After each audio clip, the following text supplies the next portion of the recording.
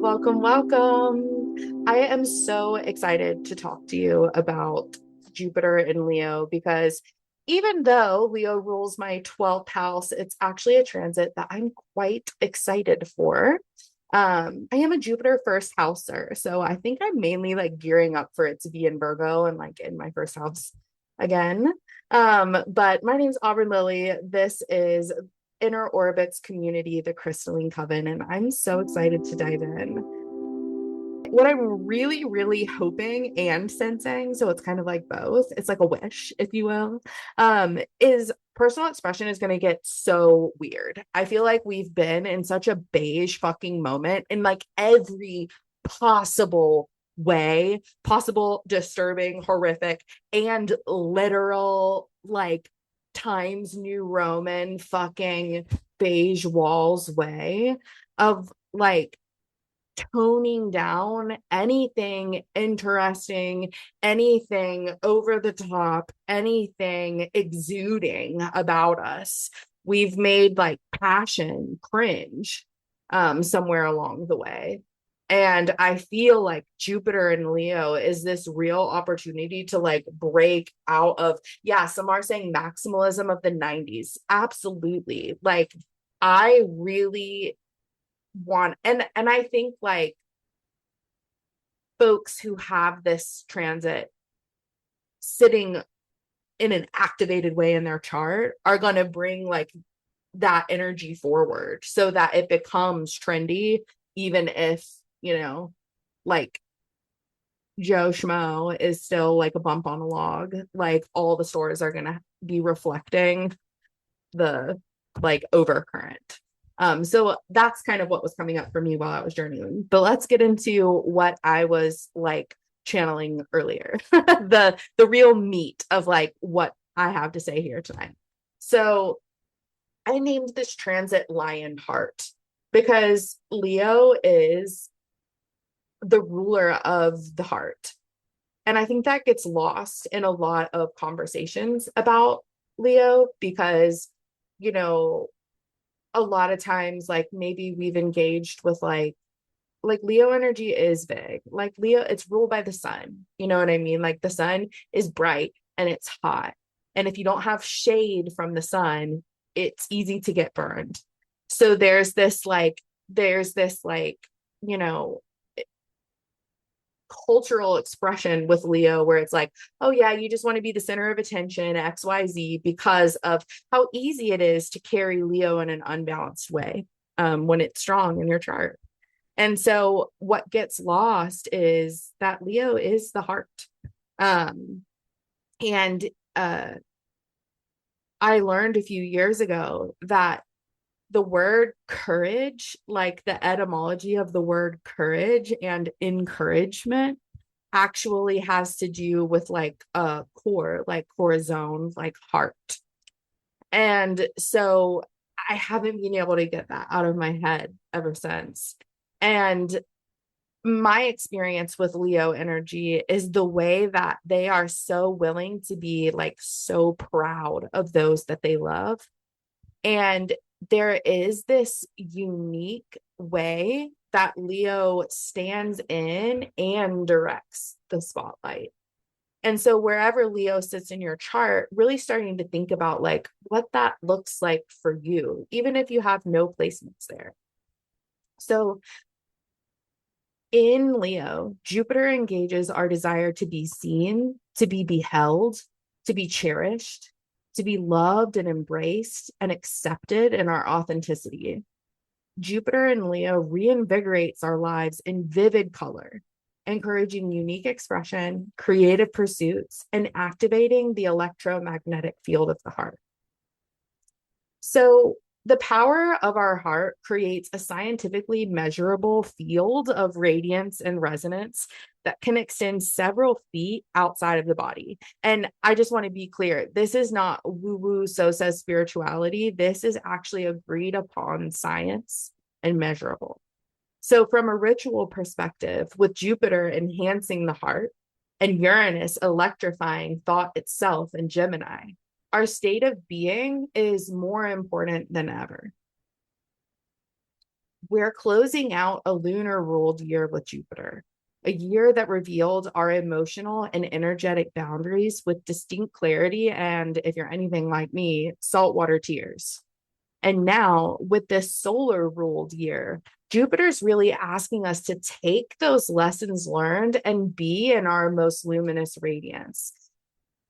And honestly, that's not always easy. Like, it's really easy to say it out loud, but it's way easier said than done. I mean, patriarchal capitalism sets most of us up to fail to various and often horrifying degrees. So, this year is truly best spent living into your radiance and channeling a better world into existence through your work, your word, and your cash money. And most importantly, through the electromagnetic portal of your heart. And in this way, this becomes revolutionary because when we are taking care of our energetic field, we are empowering ourselves to not be easily manipulated. We are empowering ourselves to not be emotionally controlled by structures outside of ourselves.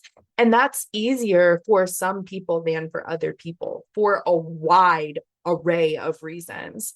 And everyone deserves the ability to do this. And the way that we get there is by holding it in our electromagnetic field as often as we can, as often as it's safe to, as often as we have space to, so that we can affect the electromagnetic current of being here. And I think there's like an opportunity to really start sensing, like, how far can you sense your electromagnetic field? This is something that we do like in my energy healing courses. It's like, how can you expand it to like your whole house or like your whole street or like your whole city and bring it back to you and purify it and ground it? Like, what does it look like to offer that sort of resonance, that sort of self-assurance, that much love, that much gratitude to as many people as you can, to hold them in that presence? The power of the heart being so strengthened by the astrology of the moment. Honestly, one of the most catastrophic things we can do for ourselves is allow ourselves to be dysregulated. It's a power play by the systems at large to dysregulate us. And it is a privilege to not be dysregulated by what's going on. So when you find yourself regulated, play with this, because it's one of the most accessible and powerful forms of revolution that doesn't actually like tie anything to your name. So I think it's only natural that a year ruled by the heart is a year that we are experiencing evocative and transformational healing on what I would call an unprecedented level. The way that the outer planets have been positioning themselves, it feels like it's all generating up to this moment now. Jupiter is making really significant contacts with Chiron, Neptune, Saturn, Uranus, the nodes, and really underlining and underpinning the importance of how devoted that we've all been to our spiritual evolution so far, so that we can be well positioned to usher in this era. And so I want to take us through sign by sign, and chat about what realm of life all of this is going down in for you. So Aries, sun and rising, and if you want to read for your moon as well, you're more than welcome to. This is your house of creative expression, the inner child, and relationship with the spotlight. Jupiter Anything Jupiter touches, it expands. It makes it bigger. It brings it into focus. And so with Jupiter moving through your fifth house, there's this deep call to this. There is going to be a lot that comes up in this realm for you to process, to move with, to express. So the mantra I'm offering here is I grow far beyond the limits that have been imposed upon my self-expression, both from within and without. It is safe to be seen, to be treasured. Taurus, this is your fourth house of home, ancestry, and the legends of your lineage. So the mantra I'm offering here is my potential reality is informed, but not defined by those who came before me. I honor the blessings of my lineage every day, especially when I exceed what was possible for my ancestors. And I think there's a real invitation here to like look at what is different for you in comparison to your lineage and how that feels to hold, and celebrating what should be celebrating, releasing what should be released, and honoring and cherishing every step of the way. Gemini, this is your third house of communication, your voice, your story, your living myth. The mantra is I let it out. The truth on my tongue is medicine for the collective. I trust that it's safe for me to speak what's true. Cancer, this is your second house of resources, values, finances, and creature comforts. The mantra here is I embrace an evolved relationship to prosperity, success, and value. I stretch past preconceived notions of what is possible for me.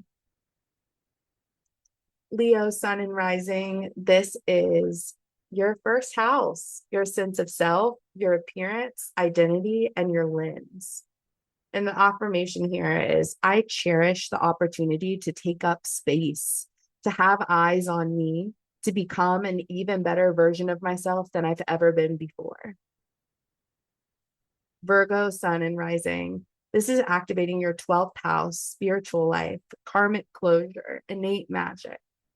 The mantra here is I release the karmic patterns that bind me. I court the mysteries of the universe and cultivate wisdom to share. Libra, this is your 11th house of community, contributions, and collective evolution. The mantra here is I trust that my community is ready to receive me, to hold me exactly as I am. I am seen, appreciated, and resonant.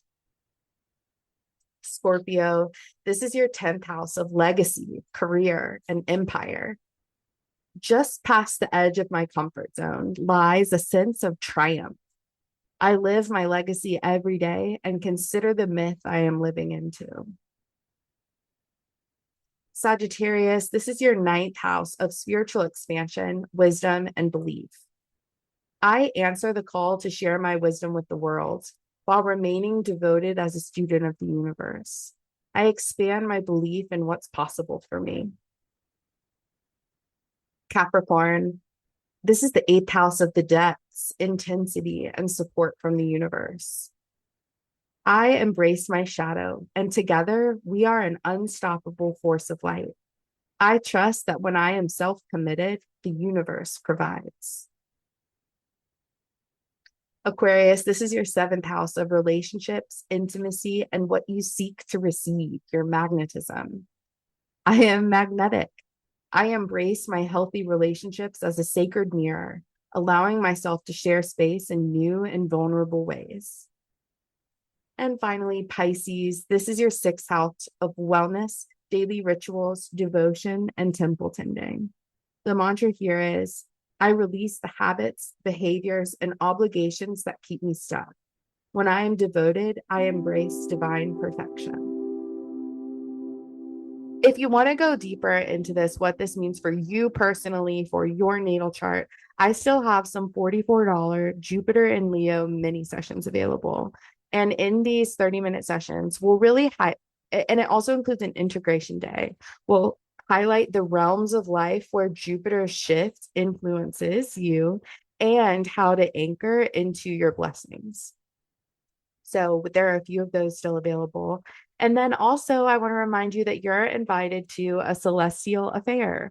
I'm writing my next book, and I want to bring you behind the scenes. So you can join me for a series of meditations, and we start on Monday, June 29th, but you can join anytime and you can unlock different perks depending on what you donate.